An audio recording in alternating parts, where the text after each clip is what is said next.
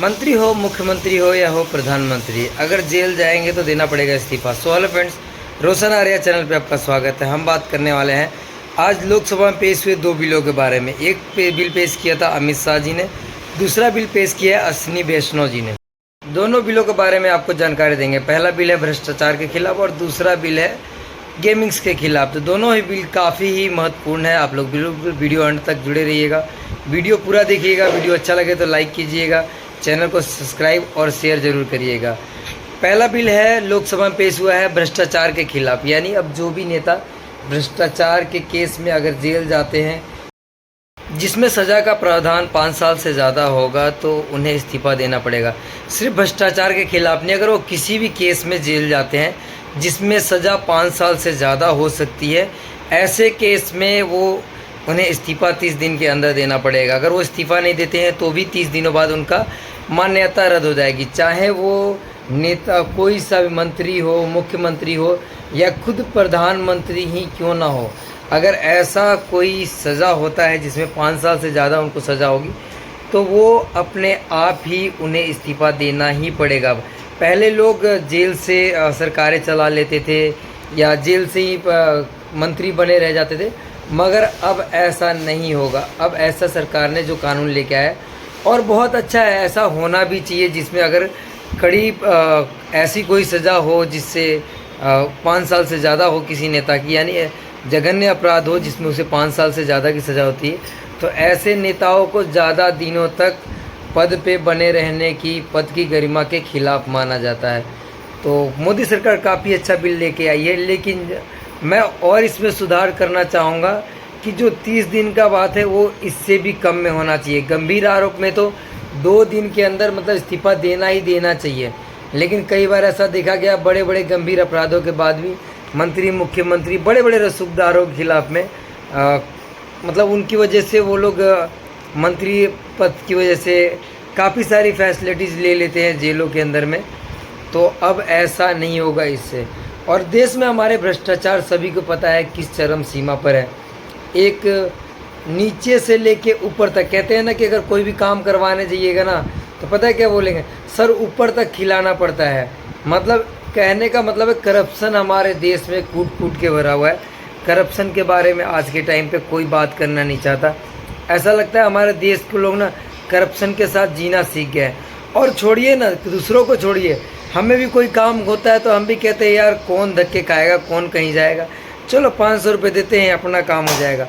तो अगर दूसरे को बदलना है करप्शन से, पहले खुद को बदलना पड़ेगा। लेकिन यकीन मानिए बिना करप्शन का आपका एक भी काम हो जाए ऐसा पॉसिबल ही नहीं है। चाहे वो नेताओं हो, जितने बड़े पद पे आप ले लो, छोटे से लेके बड़े पद तक ले लो आप बातें, लेकिन बिना करप्शन का काम ही नहीं होगा। आपको कोई भी इंडस्ट्री लेनी हो, प्लाट लेना हो, घर बनाना हो, बिना करप्शन का तो काम हो ही नहीं सकता। आपके पास अगर पूरे डॉक्यूमेंट्स है, पूरे कागजात है, तो भी आप काम नहीं करवा सकते। करप्शन का यही एक रीज़न है कि वो आपके अच्छे चीज़ पूरा होने के बावजूद भी आपको करप्ट साबित कर देगा और ख़ुद को ईमानदार। लेकिन जैसे ही आप करप्शन के बारे में बात करेंगे वो करप्शन उसका निकल के सामने आ जाएगा और आपकी ईमानदारी भी सामने आ जाएगी। लेकिन कहने का मेरा मोटिव यही है कि करप्शन इस समय देश की सबसे बड़ी बीमारी है। इसको जड़ से ख़त्म मुझे तो नहीं लगता कि इंडिया के अंदर में ऐसा हो सकता है। करप्शन में हमारा 96 नंबर है, बताओ। ऐसा नहीं है कि मतलब बहुत ज़्यादा बढ़िया है, हर चीज़ में हमारा नंबर कमाल का रहता है। हमें तो पता नहीं है, हमारा देश इकोनॉमी 4था नंबर बनता जा रहा है, बन गया है, 3रा बनने की तरफ अग्रसर है, लेकिन करप्शन आज भी हमारे देश से ख़त्म नहीं हुआ है। भ्रष्टाचार में हमारा 96 रैंक है और ये धीरे धीरे और भी ज़्यादा बिगड़ता चला जाएगा। जिस तरीके से हमारे देश में विपक्षी नेताओं इस बिल के खिलाफ में खड़े हो रहे हैं, मुझे तो ऐसा समझ में नहीं आता कि हमारे देश के विपक्षी नेता चाहते क्या हैं। अगर कोई भी बिल अगर सरकार से जुड़ी हुई आती है तो विपक्ष नेताओं को एक नहीं होकर अलग अलग क्यों सोचते हैं। अगर कोई करप्ट नेता है या चाहे कोई भी हो, मंत्री हो, मुख्यमंत्री हो, प्रधानमंत्री हो, अगर वो करप्ट है या किसी ऐसे मामले में संलिप्त है जिसके में बहुत ज़्यादा सज़ा के प्रावधान है, तो उसे इस्तीफ़ा क्यों नहीं देना चाहिए। खुद के अंदर में मतलब ऐसा होना चाहिए कि अगर हाँ, जब तक मैं निर्दोष साबित नहीं हो जाता तब तक मैं अपने पद से इस्तीफा देना चाहता हूँ। पहली बात तो मुझे समझ में नहीं आता आज के राजनेताओं को कि उनको कुर्सी से इतना ज़्यादा प्यार क्यों है। मतलब कुर्सी पकड़ लेते तो छोड़ने का नाम नहीं लेते, चाहे जितने भी उन पे भ्रष्टाचार के आरोप लग जाए, बड़े बड़े केस लग जाए, लेकिन फिर भी वो कुर्सी छोड़ने को तैयार नहीं थे। और विपक्षी दल अपना सारा काम काज छोड़ के, ऐसा लगता है बस सरकार जो भी बिल लाए ना उसको गलत ठहराने में लग जाते हैं। मतलब भ्रष्टाचार के अगर खिलाफ अगर सरकार कोई बिल लेके आ रही है तो कोई उसे किस तरीके से मतलब गलत ठहरा सकता है। भ्रष्टाचार हमारे देश में कौन नहीं जानता किस चरम सीमा पर है। मंत्री हो, मुख्यमंत्री हो, या चाहे किसी भी लेवल तक का हो, सबको पता है भ्रष्टाचार हमारे देश में कूट कूट के भरा पड़ा है।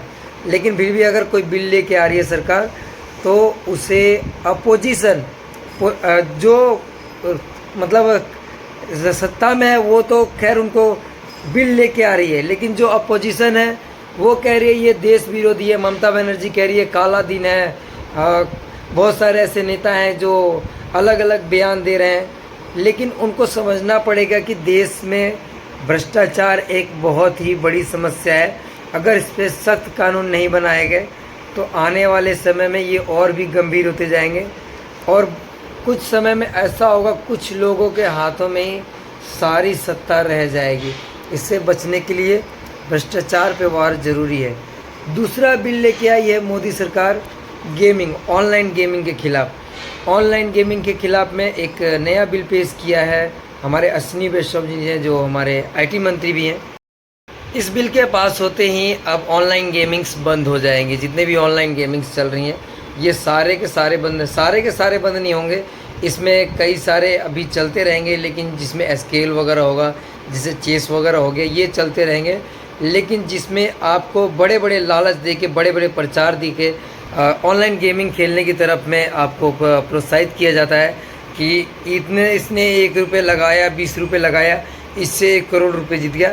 तो ये वाले गेम अब बंद हो जाएंगे और इसका प्रचार करने वाला या इसको चलाने वाला अब उसको सज़ा होगा। अगर कोई इसका प्रचार करता है या कोई इसको चलाने का संचालक है उसे भी अब जेल की हवालात मतलब अच्छी सज़ा होगी। और ऐसे गेम्स आजकल लोगों के लत बनते जा रहे धीरे धीरे।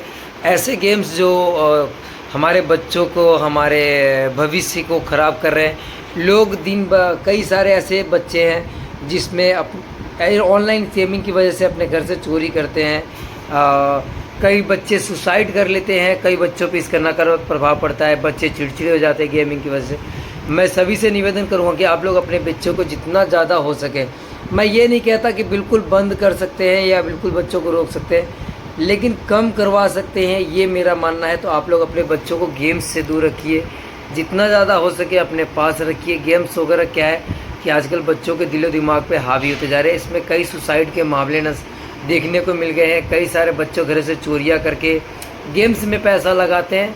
तो ऐसे गेम्स को अब सरकार बंद कर रही है, जिससे कई सारे परिवारों पे इफ़ेक्ट पड़ रहा हो, कई सारे परिवारों को कई सारी समस्याओं का सामना करना पड़ रहा है। और मैं सरकार के इन दोनों बिलों के पक्ष में हूँ और मैं चाहता हूँ ये बिल जल्दी से जल्दी लागू हो जाए।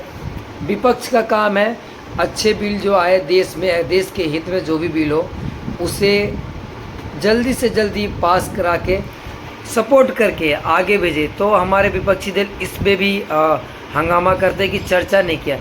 अरे अगर कोई अच्छा बिल आ रहा है तो उस पर चर्चा ज़्यादा करने की ज़रूरत क्या है। आप लोग अपनी सैलरी बढ़ाते समय तो चर्चा नहीं करते इतना ज़्यादा कि हाँ सांसदों की सैलरी इतनी बढ़ गई है, बस पास है, हाँ जी पास है, उसमें कोई समस्या नहीं है। आपका जब सैलरी बढ़ेगा, आपके खर्चे के लिए आपको घर आवंटित होगा, उसमें आप लोगों को कोई दिक्कत नहीं है। पास है तो हाँ जी पास है, वो सर्वसम्मति से पास है। कोई हो हल्ला सुनने को नहीं मिलेगा कि कोई भी हंगामा नहीं होगा, क्योंकि वो आप लोगों के हित के लिए है। अगर जनता के हित के लिए हो रहा है तो विपक्षी दल को सोचना पड़ेगा कि वैसे ही पास करवाओ जैसे आप लोग अपनी सैलरी बढ़वाने के लिए पास करवा देते हो। फट देना सैलरी बढ़ाते हो आप सांसदों की, मंत्रियों की, जो भी नीचे से विधायक होते हैं, चाहे जो भी होता है, अपनी जब सैलरी बढ़ाने की बात आती है तो पता भी नहीं चलता बस कब सांसद की सैलरी बढ़ गई। बस एक छोटा सा न्यूज आता है कि सांसदों की सैलरी बढ़ने का बिल पास हो चुका है। वैसे ही अच्छे बिल अगर आते हैं तो आप लोग फटाक से पास कर दीजिए।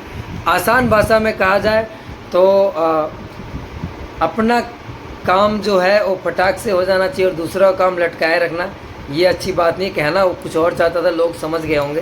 तो वीडियो अगर आप लोगों को अच्छी लग रही है तो वीडियो को लाइक करना, चैनल को सब्सक्राइब नहीं किया है तो चैनल को सब्सक्राइब कर लेना और शेयर जितना ज़्यादा हो सके आप ज़रूर करें। ऑनलाइन गेम्स और भ्रष्टाचार के खिलाफ मुझे तो दोनों ही बिल बहुत अच्छे लगे, लेकिन इसमें कड़े प्रावधान होने चाहिए। मेरी ये मांग है, बहुत ही कड़ा प्रावधान होना चाहिए जिससे ये सख्ती से लागू हो सके। और आप इस बारे में क्या सोचते हैं हमें कमेंट में ज़रूर बताइए। मिलते हैं नेक्स्ट वीडियो में, तब तक जय हिंद जय भारत।